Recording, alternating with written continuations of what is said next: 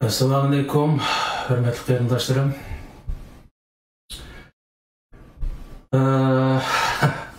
To'da deb ketib bu gapni haqiqatda yaqin faqat bir oromchilik bo'lmayotdi.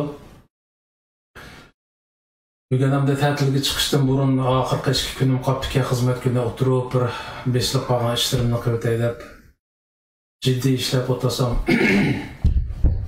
bir enimiz telefon qilib bo'lgan deydi. Aka sen mushu halqa what the Uyghurs historically fighting for is political autonomy. Diga daxniki xalqning g'azablarga qaytargan inkosini anladimmi deb. Men uniki bu haqda inkos qaytarganligini bilmaydi ekanman. Chunki u meniki Facebook'imda yo'q. Onun ägeş kuchularim yo'q. Shuning uchun bu inamizga men ko'mganligimni dedim. Desam, aka bir ko'rib baqsang deb o narsani menga avatib qo'yibdi o'zini ishini.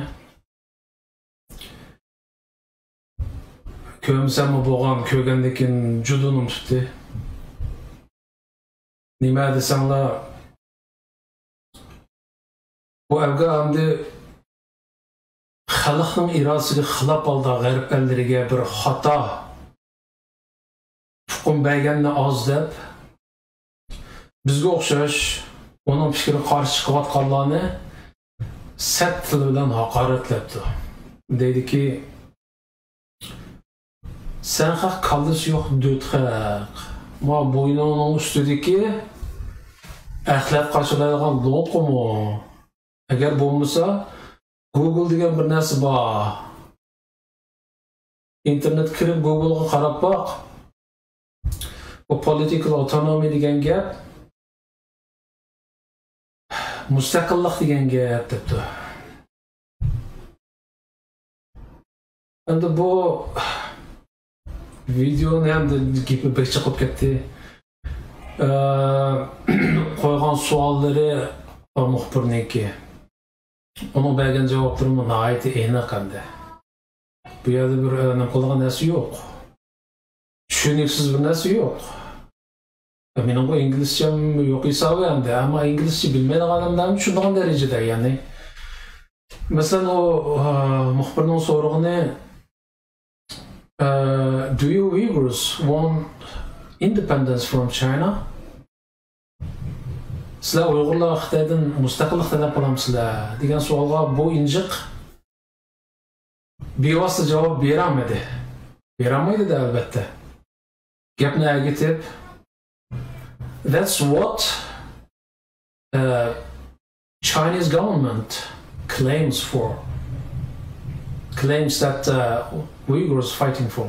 Yani bu da hazır degandan, ya'ni mustaqillik talab qilamsa degandan Xitoy hukumatining deydigan gapi. Ular mush gap bilan Uyg'urlarni ayiblaydi deb bo'lib, ya'ni mushtaq tasvirlaydi. Uyg'urlar mustaqillik talab qilgan bu mustaqilchilar deb tasvirlaydi deb bo'lib, oxirida actually we Uyghurs historically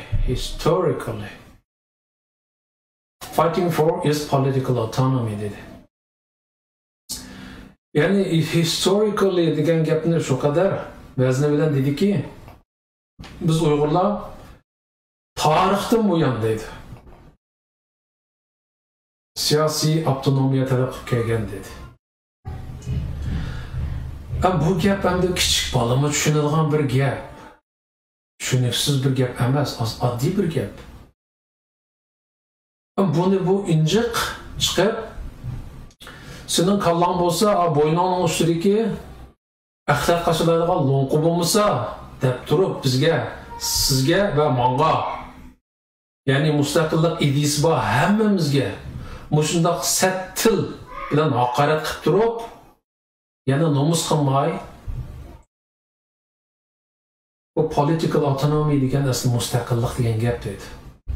Ondan sonra men bu eshikdan so'rab boqmoqchi. Bu muhbirning suali night oddiy. Do you want independence from China? Sen Xitoydan mustaqillik talab qilamsan sizlar Uyg'urlar? Agar sening demoqchi o'g'ling mustaqillik bo'lsa, to'limi oson-ku. Yes desang tugadi. Yes. Agar bir ta'kidlab qo'ymayman desam, yes we want independence from China desam tugadi-ku. Nima injiqlab? That's what Chinese government claims that Uyghurs fighting for. That bo'lib, Xitoy hukumati bizni mushtaq tasvirlaydi deb bo'lib, we are fighting for political autonomy dedi. Bizning talab qilganimiz siyosiy avtonomiya dedi. Buni ko'rgandan keyin xalqimiz g'azablansa, yana xalqing demaysan, munofiqning xalqimi emas, sen xalqqa vakillik qilolmaysan. Biz Uyg'urlarni, ya'ni hozir Uyg'urniki mutlaq ko'p qismi mustaqillik talab qiladi. Bizning mutlaq ko'p qismdagi Uyg'urlarimizni ma bo'ynining ustidagisi axlat qachilaydigan loqa, Google degan bir narsa borligini bilamsa deb turib haqorat qilyapti. Mush gapingda sening bir dut eshak ekanliging chiqib turibdi. Sening bo'yningning ustidagi o loqa emas, axlatchiligi. Kichik axlat tushib ketdi. Siz ketibdi sening kallang. Va mushundaq bir Afg'oninki Amerikadagi bir demokratiyada advokat bo'lib ishlayotganiga ahlim bak hayron. Burun çoğunlar deydi, 4 adam atrafidagi hamma adamni o'ziga o'xshash dut chog'laydi deydi. Haqiqatan rost gapga. Bakmi dutga bu xalq. Ma'bu sulhichilarning beshig'i bu katta beshi. Bek dutga bular. Bekli aqlsizga, ham sharafsizga.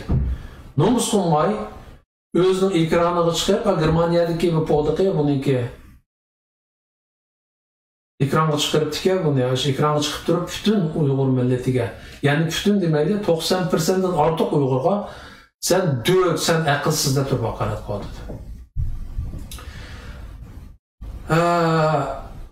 Endi bu gapni anglagandan keyin bilgan kayfiyatim biraqli ushdi, xizmat mukallamga kirmidi, o'tirib o'yinib ketibdimi, biz nima bo'lgan haq. Vatandagilar bizdan umid kutib o'tirsa, chet eldagilar bizni qutqizadi, bizning ovozimizni yetkazadi deb. Chet eldagi Uyg'urlarning holi bu tursa, bizdan umid bormi yo'q deganni o'ylab bekla. Hey. Bekla qattiq o'yga cho'kib ketdim.